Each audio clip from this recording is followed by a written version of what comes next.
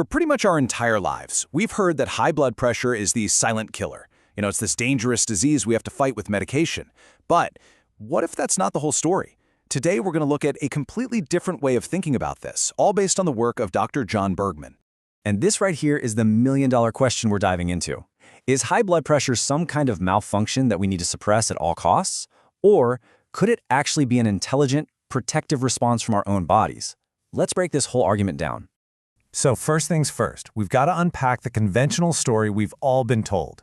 The source material we're exploring today argues that this entire narrative is built on, well, false medical practices and a fundamental misunderstanding of what blood pressure even is. What's really interesting is that Dr. Bergman pulls this principle directly from Harrison's, which is a standard medical textbook. And that suggests that even within mainstream medicine, the idea of just automatically lowering blood pressure isn't a sure thing. It's all about the when. And this really gets to the heart of the argument. Think about it. Why would someone who has thicker blood because of diabetes, or someone with damaged arteries, have the exact same normal blood pressure as a perfectly healthy teenager?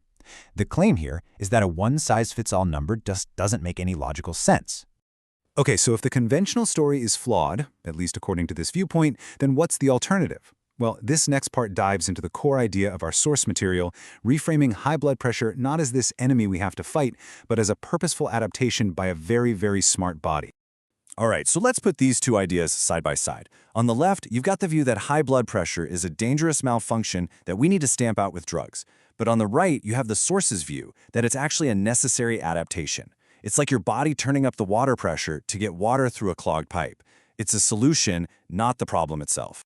This is a perfect example of how this perspective challenges things we just assume are true. We hear it all the time, right? Oh, I have a massive headache. My blood pressure must be through the roof. But is that really what's going on? Well, the source we're looking at gives a very simple, very direct answer, nope. In fact, it argues that we have the cause and effect completely backward. So get this, the crucial point here is that the pain from the headache is what causes the body to raise its blood pressure as a response. It's not the other way around. As Dr. Bergman points out, if high pressure actually caused pain, there'd be warning labels on every treadmill and weight machine in the gym. This slide really defines the key concept. According to the source, if your arteries are getting narrow or if your blood is thick and sludgy, your body has to increase the pressure. It's the only way to force enough oxygen and nutrients to your vital organs, like your brain and your kidneys. So in this view, lowering the pressure without fixing the clog is kind of like cutting the wire to a fire alarm while the building is still on fire. And that brings us to the next pretty obvious question. If high blood pressure is a necessary adaptation, what happens when we artificially force it down with medication? This section looks into the source's claims about the potential dangers of that pharmaceutical fix. Dr. Bergman points to this study as a key piece of evidence. In the Helsinki Businessmen study, you had one group of men who got intensive medical treatment to lower their blood pressure and cholesterol. The other group, they got nothing. And the result was pretty shocking. The group that was medically treated had double the death rate. And here's where it gets really interesting. The source highlights the language the study's own authors used. Instead of sounding a major alarm, they called the results unexpected and pessimistic. The argument presented is that this is a classic example of inconvenient evidence being downplayed or just swept under the rug. Now, this is one of the most serious claims in the source material. It references a medical journal that says many common pharmaceuticals can cause something called epigenetic control. What does that mean?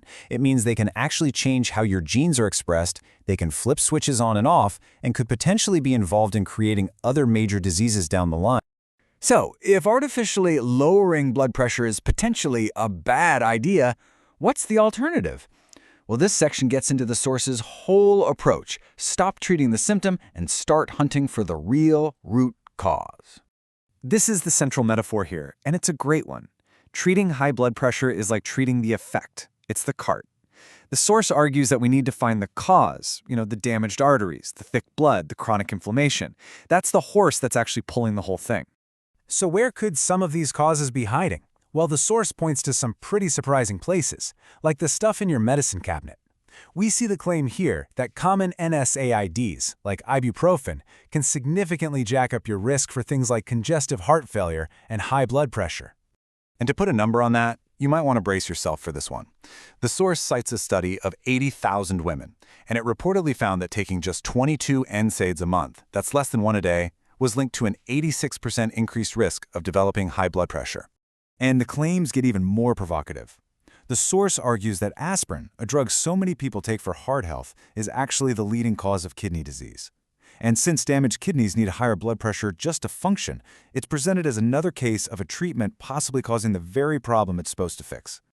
Okay, so this brings us to the final and maybe the most important part of this explainer, the proposed solution. If the goal is to fix the underlying causes, the source outlines a path forward that's all about giving the body exactly what it needs to heal itself. Here they are, the 5 pillars Dr. Bergman presents for getting to a healthy pressure naturally. Things like deep breathing to regulate your CO2 levels, healthy nutrition full of fruits and veggies to help clear out arteries, and then the big ones, regular exercise, getting enough rest, and having a healthy nerve supply. The argument is that these things address the root cause, which then allows the body to do its job and regulate its own pressure back to a healthy normal. And that brings us full circle, right back to that huge question from the beginning. We've just walked through a perspective that completely challenges a deeply held medical belief.